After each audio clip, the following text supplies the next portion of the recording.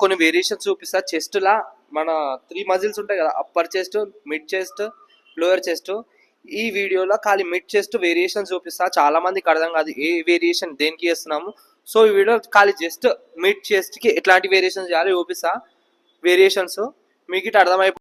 Flat bench బార్బల్ press, ఇది వచ్చేసి middle chest కే పడుతుంది. చెస్ట్ లా వేరియేషన్ చేస్తాం కదా మనం, బెంచెస్. ఫ్లాట్ బెంచ్ ఇది వచ్చేసి మన మిడిల్ చెస్ట్ ని ట్రైన్ చేస్తుంది. ఈ వేరియేషన్ చాలా మందికి తెలియదు.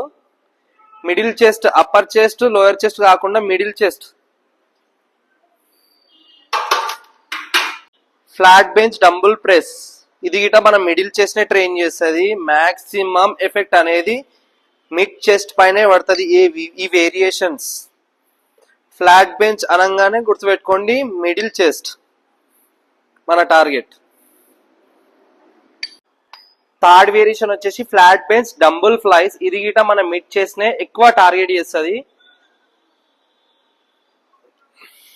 ఈ 3 వేరియేషన్స్ అయితే ఏదైతే ఉందో మన మిడిల్ చెస్ట్ నే ఎక్కువ టార్గెట్ చేస్తుంది.